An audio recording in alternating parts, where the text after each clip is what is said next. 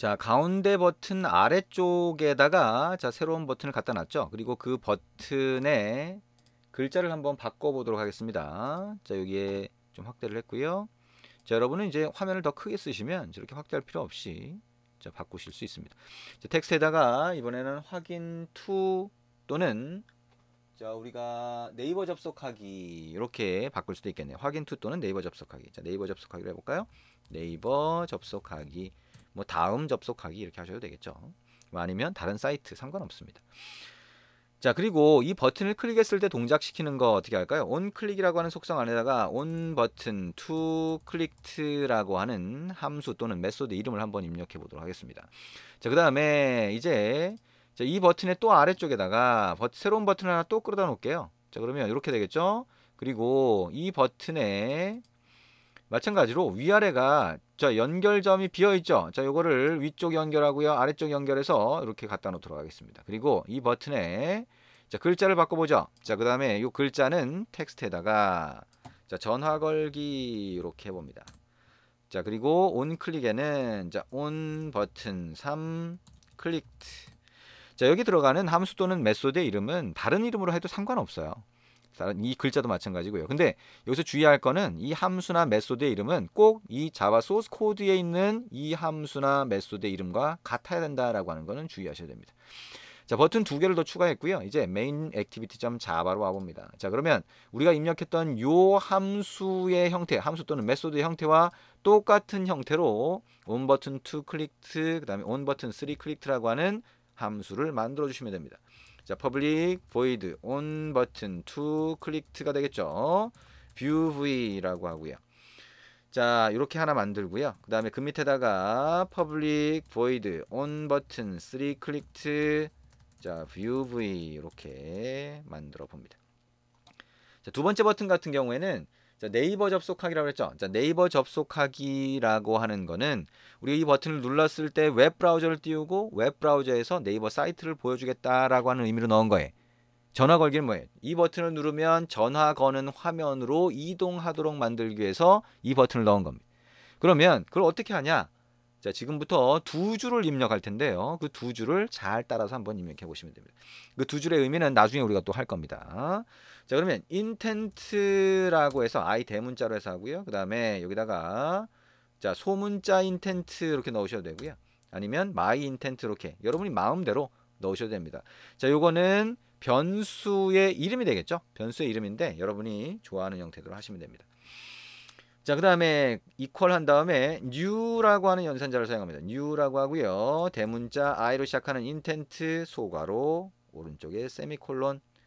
자, 그 다음에 소괄호 안에다가 우리가 intent 점 자, action 밑줄 긋고 view라고 대문자로 된 상수를 넣어줍니다. 이걸 상수라고 부르죠.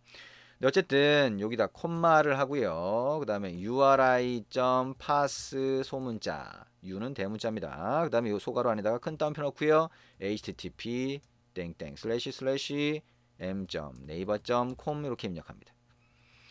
자, 지금 우리가 한 거는 intent라고 하는 객체를 만드는 한 줄을 입력한 겁니다. 그리고 그 객체를 만들 때 여기 자, 사이트 주소를 넣네요.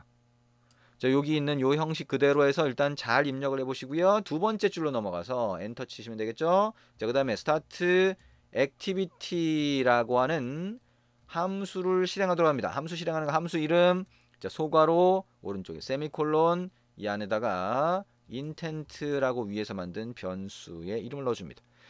자, 지금 우리가 입력하고 있는 이 코드의 의미는 나중에 우리가 또 보게 될 거고요. 자, 자바 프로그래밍 언어가 익숙하지 않다면 자바 기본서를 보면서 좀 더 익숙하게 만들어 주시면 됩니다. 자, 이제 세 번째 버튼 눌렀을 때 똑같이 입력해 봅니다. 자, intent equal new intent라고 하고요. 소괄호 안에다가 intent.action view, uri.pass 소괄호 안에다가 큰 따옴표 하고요. tl 땡땡 자, 010 1000번에 1000번. 여러분이 좋아하는 전화번호 입력하시면 되겠죠. 자, 그 다음에 start activity라고 하고요. 마찬가지로 intent 넣어주시면 됩니다. 자, 그러면 자, 버튼을 눌렀을 때 두 줄씩 실행이 되는데 이게 어떤 형태로 실행이 돼서 보이게 되는지 한번 실행해 보도록 하겠습니다. 자, 중지 버튼 누르고요. 다시 실행 버튼 누르면 아래쪽에 빌드 과정 거치고요. 인스톨 그래서 실행이 되겠죠. 자, 화면 실행하면 이렇게 보입니다.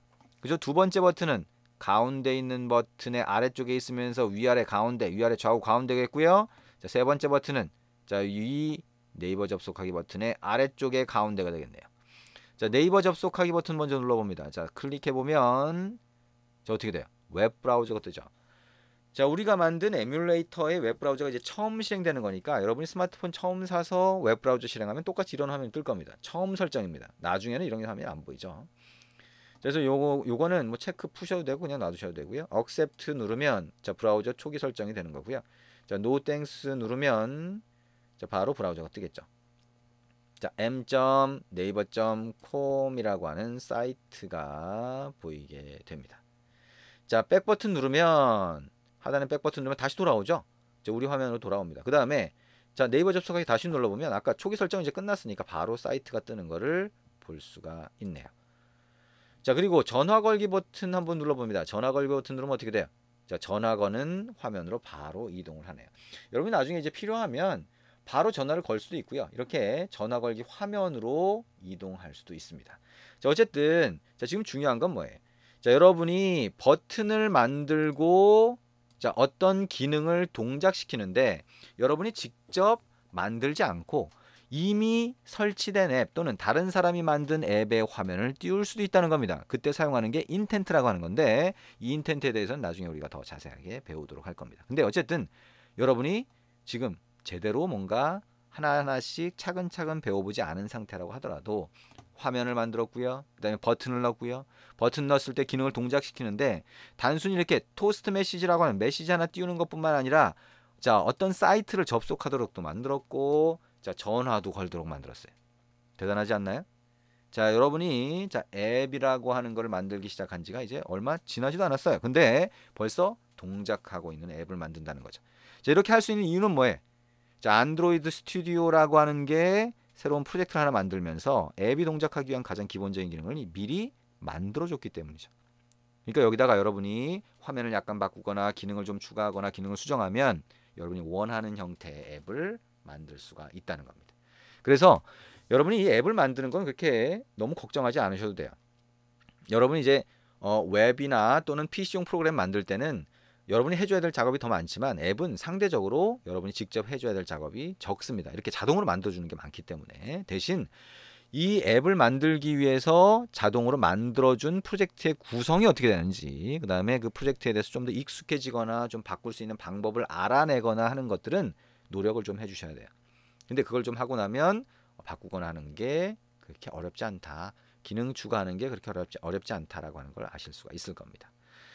자, 이렇게 해서 여러분이 첫 번째 앱을 만드는 과정을 저와 같이 한번 진행을 해봤습니다. 어렵지 않죠? 여러분이 이제 안드로이드 앱 만드는 거 배우지 않은 상태에서도 한번 따라 해보는 과정이었고요. 자, 지금까지 한 거 잘 모르겠는데요 라고 한다고 하더라도 그렇게 걱정하지 않으셔도 됩니다. 우리가 둘째 마당에서 이제 차근차근 하나씩 같이 해보도록 할 겁니다. 물론 둘째 마당에서 나가는 속도가 좀 빠를 수도 있어요. 근데 그거는 여러분이 이제 우리가 책과 동영상 강의가 있으니까 여러분이 자바 기본서를 보면서 자바에 대한 기본적인 게 익혀가면서 동영상 강의 보면서 따라오셔도 됩니다. 책을 보면서 이렇게 같이 따라오시면 되니까 너무 걱정하지 말고 자, 둘째 마당부터 하나하나 차근차근 가보시면 되고요. 자, 진행하는데 혹시나 자바가 익숙하지 않다라고 하면 꼭 같이 자바 공부를 하면서 따라오시면 좋을 것 같습니다. 자, 이렇게 해서 자, 첫째 마당의 가장 기본적인 내용 진행했고요. 이제 우리가 둘째 마당으로 넘어가서 하나씩 하나씩 차근차근 배워보도록 하겠습니다. 수고하셨습니다.